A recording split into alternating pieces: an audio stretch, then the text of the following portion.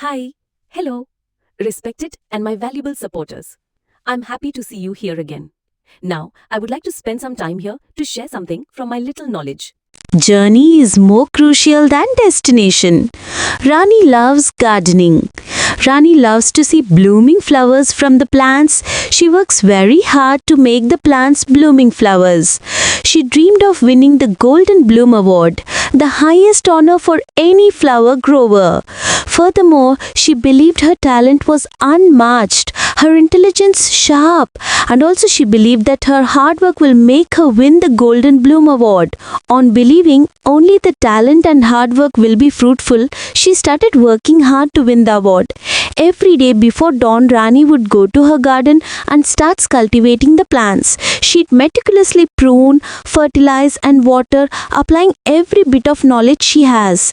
Her garden is filled with multicolors and fragrance, a testament to her continuous effort. Yet, Rani feels a tiny pressure always in her heart. One day, a shadow fell over her dreamt perfect world. Her most hopeful golden bloom contestant and a magnificent rose plant began to droop. Its vibrant petals softened, its leaves curled. Rani tried everything. Rani adds new soil, special nutrients, even talking to it with scientific explanations. Nothing is working properly. Rani feels frustration within herself. She reads her books, reread her notes, and doubles her efforts, but the rose continues to fade. She whispers that, "My talent isn't enough." Rani's confidence wavering. She says herself, "All my hard work and talent is failing because of bad status of her garden." Nearby, in a small, unassuming patch, lives an older gardener. His garden wasn't grand or full of rare species, but it glowed with a quiet, vibrant health. His simple flowers always seem to be smiling.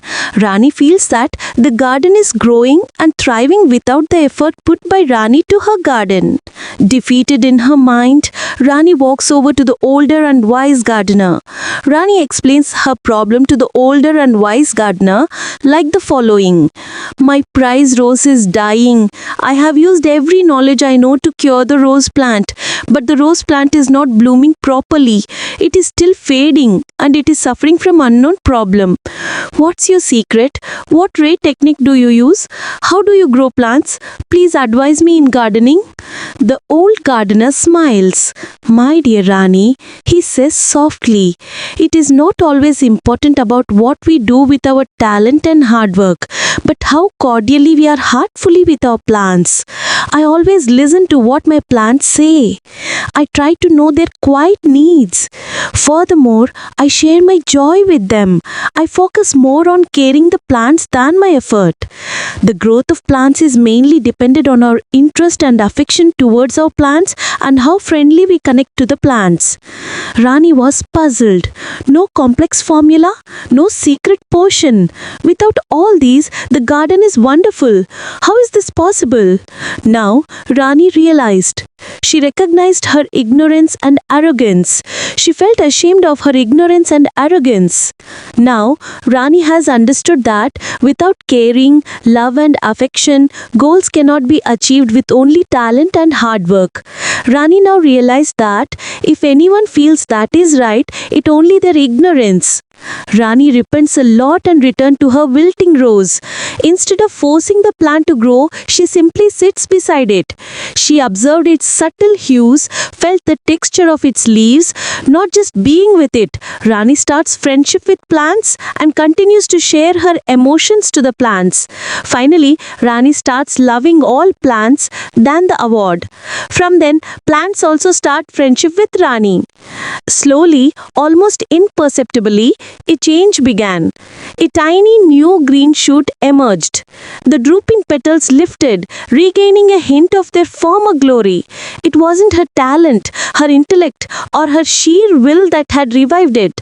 The garden was revived by the quiet, gentle presence and friendship, love and care she has offered. Rani has understood now. What truly kept things alive, what truly made them flourish, wasn't greatness or endless striving, but love and care only. lovingly. Now Rani realized that the garden was flourished by her love, affection, and kindness.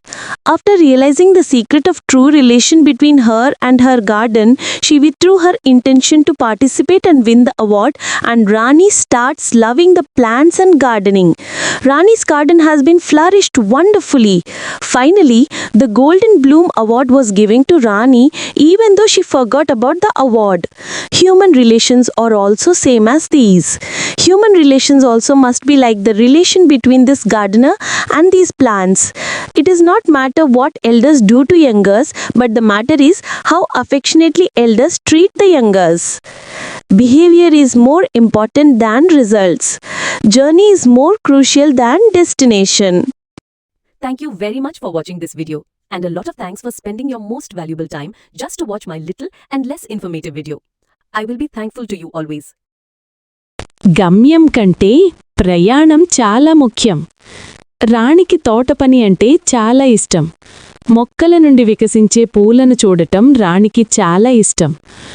మొక్కలు పూలు వికసించేలా చేయడానికి ఆమె చాలా కష్టపడి పనిచేస్తుంది.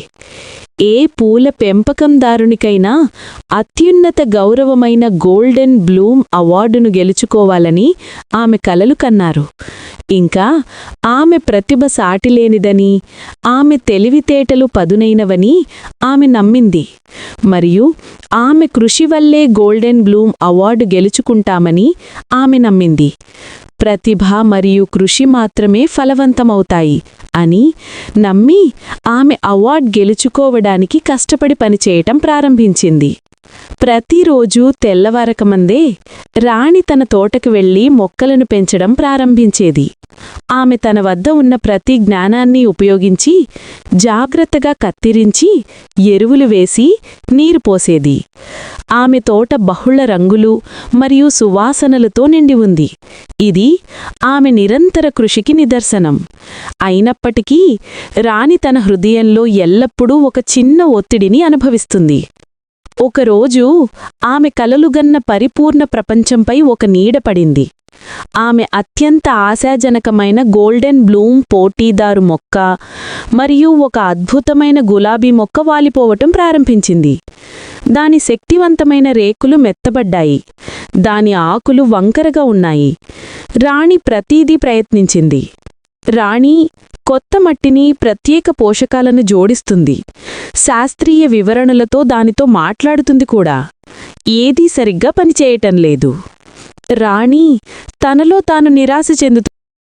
ఆమె తన పుస్తకాలు చదువుతుంది, తన నోట్సును తిరిగి చదువుతుంది మరియు తన ప్రయత్నాలను రెట్టింపు చేస్తుంది. కాని గులాబీ మసకబారుతూనే ఉంటుంది. నా ప్రతిభ సరిపోవట్లేదు అని రాణి గుసగుసలాడుతుంది. రాణి ఆత్మవిశ్వాసం సడలుతుంది. ఆమె తన్ను తాను ఇలా చెప్పుకుంటుంది, నా కృషి మరియు ప్రతిభ అంతా విఫలమవుతున్నాయి. ఎందుకంటే తన తోట పరిస్థితి దారుణంగా ఉంది. సమీపంలో ఒక చిన్న నిరాడంబరమైన ప్రాంతంలో ఒక వృద్ధ తోటమాలి నివసిస్తున్నాడు. అతని తోట గొప్పగానో లేదా అరుదైన జాతులతోనో నిండి ఉండలేదు. కాని అది ప్రశాంతంగా, ఉత్సాహంగా, ఆరోగ్యంతో ప్రకాశించేది. అతని తోటలోని పూలు ఎల్లప్పుడూ నవ్వుతున్నట్లు అనిపించేవి. రాణి తన తోట కోసం చేసిన కృషి లేకుండానే అతని తోట పెరుగుతున్నది మరియు వృద్ధి చెందుతున్నది అని రాణి భావిస్తుంది.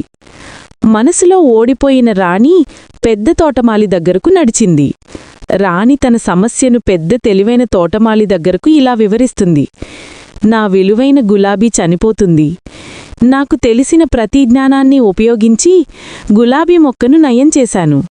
కాని గులాబీ మొక్క సరిగ్గా వికసించటం లేదు. అది ఇంకా వాడిపోతుంది మరియు అది నాకు తెలియని సమస్యతో బాధపడుతుంది. మీ రహస్యమేమిటి? మీరు ఏ అరుదైన టెక్నిక్ని ఉపయోగిస్తారు? మీరు మొక్కలను ఎలా పెంచుతారు? ప్లీజ్ తోటపనిలో నాకు సలహా ఇవ్వండి. నా ప్రియమైన రాణి అని వృద్ధ తోటమాలి నవ్వుతూ, మనం ప్రతిభ మరియు కృషితో ఏమి చేస్తామో అన్నదాని గురించి కాదు, కానీ మనం మన మొక్కలతో ఎంత హృదయపూర్వకంగా ఉంటామో అనేది ఎల్లప్పుడూ ముఖ్యం. మన మొక్కలు ఏమి చెబుతాయో నేను ఎల్లప్పుడూ వింటాను. వాటి నిశ్శబ్ద అవసరాలను తెలుసుకోవడానికి ప్రయత్నిస్తాను. ఇంకా నా ఆనందాన్ని వాటితో పంచుకుంటాను. నా ప్రయత్నం కంటే మొక్కల సంరక్షణపై నేను ఎక్కువ దృష్టి పెడతాను. మొక్కలు పెరుగుదల ప్రధానంగా మన మొక్కల పట్ల మనకున్న ఆసక్తి, ఆప్యాయత మరియు మనం మొక్కలతో ఎంత స్నేహపూర్వకంగా కనెక్ట్ అవుతామో అనే దానిపై ఆధారపడి ఉంటుంది. రాణికి ఆశ్చర్యం కలిగింది. సంక్లిష్టమైన ఫార్ములానా? రహస్య ఔషధమా? ఇవన్నీ లేకుండా తోట అద్భుతంగా ఉంది. ఇది ఎలా సాధ్యమవుతుంది? ఇప్పుడు రాణి గ్రహించింది. ఆమె తన అజ్ఞానాన్ని, అహంకారాన్ని గుర్తించింది. తన అజ్ఞానాన్ని, అహంకారాన్ని చూసి సిగ్గుపడింది. శ్రద్ధ, ప్రేమ, ఆప్యాయత లేకుండా ప్రతిభా కృషితో మాత్రమే లక్ష్యాలను సాధించలేమని రాణి ఇప్పుడు అర్థం చేసుకుంది. ఎవరైనా అది సరైనదని భావిస్తే అది వారి అజ్ఞానం మాత్రమే అని రాణి ఇప్పుడు గ్రహించింది. మొక్కను బలవంతంగా పెంచడం బదులు ఆమె దాని పక్కనే కూర్చుని దాని సూక్ష్మ రంగులను గమనించింది. దాని ఆకుల నిర్మాణాన్న అనుభవించింది. దానితో ఉండటం మాత్రమే కాదు, రాణి మొక్కలతో స్నేహం ప్రారంభించింది మరియు మొక్కల పట్ల తన భావోద్వేగాలను కొనసాగిస్తుంది. చివరకు రాణి అవార్డ్ కంటే అన్ని మొక్కలను ప్రేమించడం ప్రారంభించింది. అప్పటినుండి మొక్కలు కూడా రాణితో స్నేహం చేసేవి. నెమ్మదిగా, దాదాపుగా కనిపించకుండానే ఒక మార్పు ప్రారంభమయ్యింది. ఒక చిన్న కొత్త ఆకుపచ్చ రెబ్బ ఉద్భవించింది. వాలిపోయిన రేకులు పైకి లేచాయి. వాటి పూర్వ వైభవాన్ని తిరిగి పొందాయి. ఆమె ప్రతిభ, ఆమె తెలివితేటలు లేదా ఆమె పూర్తి సంకల్పం దాన్ని పునరుద్ధరించలేదు. ఆమె అందించిన నిశ్శబ్ద, సున్నితమైన ప్రశాంతత మరియు స్నేహం, ప్రేమ మరియు సంరక్షణ ద్వారా ఆ తోట పునరుద్ధరించబడింది. ఇప్పుడు రాణి అర్థం చేసుకుంది.